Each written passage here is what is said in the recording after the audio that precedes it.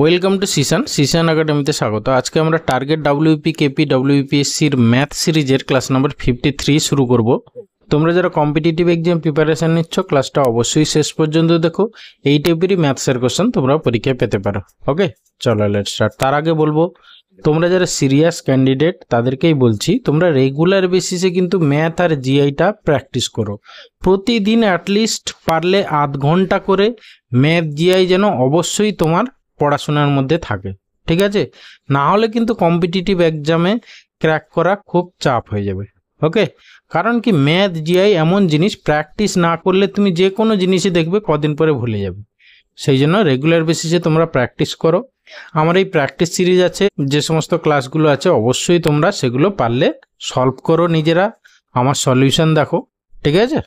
চলো লেটস, আর বেশি কিছু কথা বলবো না। আজকে দেখো ফার্স্ট কোশ্চেন কি আছে বলেছি, এত ইকুয়ালস টু কত, মানে কি জাস্ট সিম্পলিফাই করবে, ঠিক আছে? জাস্ট প্রথমে আমরা পূর্ণ ভাঙিয়ে নিই। প্রথমে 11 একে 11 একে 12/11, 12/11 প্রথমটা, ইন্টু তারপরে 2 এর 9 থাক। বদমাশ রুল অনুসারে কি ভাগের কাজটা আগে করতে হয়, ঠিক আছে? তার থেকে আরও এখানে ব্যাপার হচ্ছে কি ভাগটাকে কি উল্টে গুণ হয়ে যায়, তাহলে ইন্টু করে দাও, তাহলে 33টা উপরে চলে গেল, আর এখানে 33 একে 33 আর 7 মানে হচ্ছে 40। ওকে, ব্যাস এবার কাটাকাটি করো। 11 দিয়ে কাটো, 11 3 33, ঠিক আছে? তারপরে তোমার এখানে 2 দিয়ে কাটো, 2 হচ্ছে গিয়ে 20, আবার এখানে 3 3 9, 3 4 12, 4 5 20, তাহলে আমার অ্যান্সার কত হবে? 1 এর 5। 1 এর 5 মানে অপশান সি অ্যান্সার। ওকে, এরপরে আসি কোশ্চেন নাম্বার 2। কী বলেছে দেখো, বলেছে দুটি সংখ্যার গসাগু 12, তাদের অনুপাত হচ্ছে 3:5। আচ্ছা, সংখ্যা দুটোর অনুপাত এই দেওয়া আছে, তাহলে আমরা সংখ্যা দুটো ধরে নিতে পারি কি 3x আর হচ্ছে কি 5x। দেখো এই 3x আর 5x এর গসাগু কত? x, তাহলে সেই x এর ভ্যালুই দেওয়া আছে কত? 12। এবার সংখ্যা দুটির গুণফল, তাহলে 3x into 5x equal to, তাহলে হচ্ছে কি 3 ইন্টু 5 ইন্টু এক্স স্কোয়ার মানে এই যে 12 12 12 144, ঠিক আছে? জাস্ট গুণ করে যা হবে, তাহলে 5 3 15, আর 15-র সঙ্গে 144 গুণ করো। 15 4 60 0, 15 4 60, আর হচ্ছে গিয়ে 6 66 6, মানে শেষে 60 হবে। একমাত্র অপশান এতে আছে শেষে 60, ব্যাস এটাই অ্যান্সার। ওকে, দেখো কোশ্চেন নাম্বার 3 কি বলেছে, দুটি সংখ্যার অনুপাত 4:5, তাদের গসাগু হচ্ছে 5, সংখ্যা দুটির সমষ্টি কত? তাহলে এখানেও আমরা ধরে নেব সংখ্যা দুটো কী কী, না হচ্ছে গিয়ে 4x আর একটা 5x, যেহেতু অনুপাত দেওয়া আছে, এদের গসাগু 5 বলেছে, তাহলে 4x আর 5x এর গসাগু কত? x, সেই x এর ভ্যালুই হচ্ছে গিয়ে 5 দেওয়া আছে। এবার তাদের সমষ্টি কত? 4x আর 5x মানে কত? 9x, 9x মানে হচ্ছে 9 ইন্টু 5, 9 5 45, 45, তাহলে অপশান ডি হবে অ্যান্সার। ওকে, এরপরে এসি কোশ্চেন নাম্বার 4। কী বলেছে দেখো, বলেছি 1250 টাকার 16% কত? ঠিক আছে, তাহলে 1250, ঠিক আছে? এমনি 4% মানে মনে রাখবে 1 এর 25, ঠিক আছে? তাহলে 16% মানে হচ্ছে গিয়ে 4 এর 25, 25 দিয়ে কাটাকাটি করো, 25 5 125, তাহলে 50 ইন্টু 4, 5 4 20 মানে হচ্ছে কি 200 হবে অ্যান্সার, 200 টাকা মানে অপশান বি অ্যান্সার। ওকে, এরপরে আসি কোশ্চেন নাম্বার 5। কী বলেছে, একটি বইয়ের বাজার মূল্য 160 টাকা, কিন্তু 136 টাকায় বইটি বিক্রয় করলে ছাড়ের হার কত? ঠিক আছে, তাহলে দেখো 160 টাকা হচ্ছে কি তার মার্কেট প্রাইস, ঠিক আছে? তাহলে হচ্ছে কি 136 টাকায় বিক্রি করলে ছাড়ের হার মানে কত টাকা ছাড় দিয়েছে দেখো, এইদিকে হচ্ছে গিয়ে তোমার 40 থেকে 60 মানে 20 আর 4 24 টাকা ছাড় দিয়েছে। তাহলে 24 আউট অফ কার উপরে ছাড় দিয়েছে? যে বাজার মূল্য যেটা ছিল তার উপরে, তাহলে নিচে হচ্ছে 160 ইন্টু 100, ব্যাস এটাকে সিম্পলিফাই করলে যা হবে সেটা অ্যান্সার। 0 0 কেটে দাও, 8 কাটো, 8 2 16, 8 3 24, 2 কাটো, 2 5 10, তাহলে ইকুয়াল টু 15% হচ্ছে গিয়ে ছাড়ের হার। ওকে, তাহলে অপশান ডি অ্যান্সার। এরপরে আসি কোশ্চেন নাম্বার 6। বলেছে পরপর 3টি সংখ্যার যোগফল সর্বদা কত দ্বারা বিভাজ্য হবে? ঠিক আছে, অত ভাবার দরকার নেই, তুমি প্রথমে 1 2 3 ধরে নাও, ঠিক আছে? 1 + 2 + 3, ঠিক আছে? কত হলো? 3 2 5 1 6, ঠিক আছে? তাহলে এই 6টা সর্বদা কত? দেখো তার মধ্যে অবভিয়াসলি একটা 2 থাকবেই, ঠিক আছে? তাহলে এইখানে আমাদের যে অ্যান্সার আছে তার মধ্যে দেখো অবভিয়াসলি 2 হতেই হবে, মানে অপশান এ অ্যান্সার। তুমি আরও একটা টেস্ট করো, ধরো 5, 6, 7 যোগ করো, কত হচ্ছে 6, 5, 11 আর 7 থেকে 8, 18। দেখো এর মধ্যে তোমার 2 অবভিয়াসলি থাকবে, মানে কি 3টে সংখ্যার মধ্যে একটা সংখ্যা তো জোড় থাকবেই, সেই জন্য 2 তার মধ্যে একটা কমন ফ্যাক্টর থাকতেই হবে, ওই জন্য 2 দ্বারা অবশ্যই ডিভিজিবল হবে। ওকে, এরপরে আসি কোশ্চেন নাম্বার 7। কী বলেছে দেখো, ABC যৌথ ব্যবসায় যথাক্রমে 1000 টাকা, 1200 টাকা, 1400 টাকা মূলধন নিয়োগ করলো।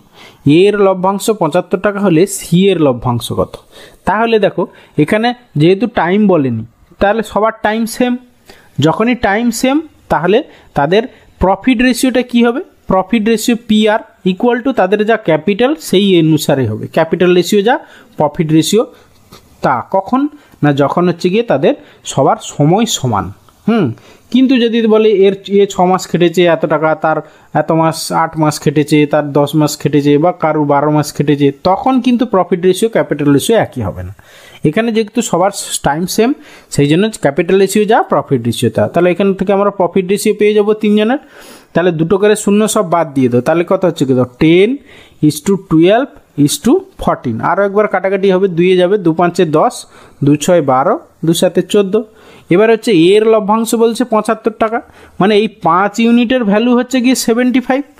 ঠিক আছে, তাহলে সি এর লভ্যাংশ চেয়েছে, তাহলে এই 7 ইউনিটের ভ্যালু কত? 5 ইন্টু কত করলে 75 হচ্ছে?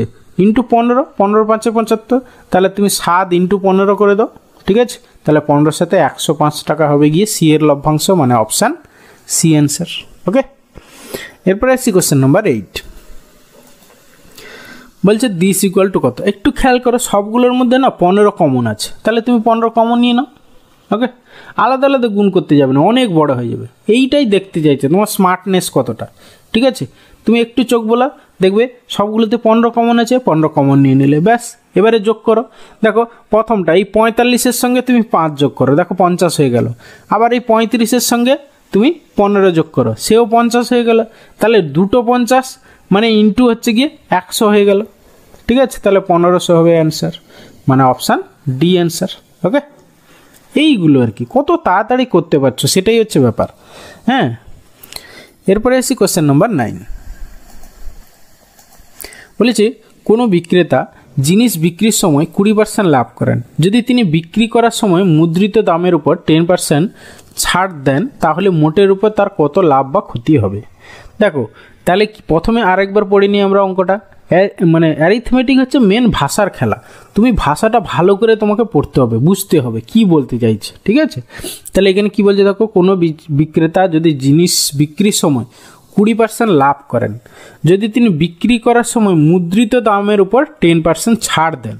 দেখো মুদ্রিত দাম যেটা আছে তার উপর 10% ছাড় দেওয়ার পরেও তার 20% লাভ হয়েছে, তাহলে তার মোটের উপর কত বা লাভ ক্ষতি হবে? ঠিক আছে, আচ্ছা এইখানে কোশ্চেনটা সম্ভবত একটু গন্ডগোল আছে। কি বলেছে দেখো, বিক্রির সময় 20% লাভ করেন, ঠিক আছে, যদি তিনি বিক্রি করার সময় মুদ্রিত দামের উপর 10% ছাড় দেন, তাহলে মোটের উপর কত লাভ বা ক্ষতি হবে? এটা ভুল দিয়েছে কোশ্চেনটা এরকম হওয়া উচিত ছিল যে ক্রয় মূল্যের উপর বর্ধিত দাম হচ্ছে কি 20% বাড়িয়ে হচ্ছে কি বর্ধিত মানে তোমার মুদ্রিত দাম করে রাখেন, তারপর 10% ছাড় দেন, 10% ছাড় দেওয়া তার কত পার্সেন্ট লাভ হয়েছে, এইটাই হচ্ছে কি কোশ্চেন হতে পারে। তাহলে প্রথমে কি করেছে, সে ক্রস প্রাইসটা 20% ইনক্রিজ করেছে, ঠিক আছে, তারপরে এবার 10% ছাড় দিয়েছে। ওকে, তাহলে মোটের উপর রেজাল্ট্যান্ট তার কি হয়েছে, লাভ হয়েছে না ক্ষতি হয়েছে, সেটাই হচ্ছে বের করতে হবে। এটা কোশ্চেনটা সেরকমই হওয়া উচিত ছিল, কিন্তু কোশ্চেনটা ভাষাটা ভুল দেওয়া আছে। তাহলে এইখানে যদি সেই রকমই ভাষা হয় তাহলে কি হবে দেখো, 20 মানে আমাদের ফর্মুলা জানি যে x + y - xy/100, সেই যে ফর্মুলাটা আছে তোমরা যারা আমার পার্সেন্টেজের ক্লাস করেছো হ্যাঁ তারা জানো, বা যারা জানো না দেখো এইটা যেহেতু ইনক্রিজ মানে এটা প্লাস হবে, তাহলে +20, আর এইটা যেহেতু ডিক্রিজ মানে হচ্ছে কি -10, তারপরে যদি একটা প্লাস একটা মাইনাস হয় তাহলে এইখানে সাইনটা হচ্ছে মাইনাস হবে, 20 × 10/100। ব্যাস, এটাকে সিম্পলিফাই করো, যদি প্লাস আসে তাহলে লাভ হবে, তাহলে যদি মাইনাস আসে ক্ষতি হবে। তাহলে এখানে দেখো 20 থেকে 10 মানে হচ্ছে কি 10 মাইনাস এদিকে দেখো দুটো শূন্য কেটে দাও 2, মানে 20 থেকে অ্যাকচুয়ালি 12 বাদ যাচ্ছে, মানে হচ্ছে কি +8%। তাহলে এখানে কি হবে না 8% লাভ হবে, লাভ মানে অপশান এ হবে অ্যান্সার। ওকে, এরপরে আসি কোশ্চেন নাম্বার 10। বলেছি সরষে তেলের দাম 10% বাড়ালে কোনো ব্যক্তিকে ব্যবহার কি পরিমাণ কমাতে হবে যাতে তার খরচ একই থাকে। মানে কোনো জিনিস সাপোজ 100টা ছিল, 100 থেকে 10 বেড়ে গেছে, মানে হচ্ছে কি তোমার 110 হয়েছে, এবার সেইখান থেকে তোমাকে আবার 100তে আসতে হবে। তাহলে কত কমাতে হবে? দেখো কত কমাতে হবে, 10 কমাতে হবে। কার উপরে? না 110-এর উপর। ঠিক আছে, তাহলে 10/110 ইন্টু 100, ব্যাস এটাকে সিম্পলিফাই করে যা হবে অ্যান্সার। তাহলে দেখো 100/11 মানে হচ্ছে কি 11 9 99, 9 পূর্ণ 1-11%, তাহলে তার খরচ কমাতে হবে, মানে অপশান এ অ্যান্সার। ওকে।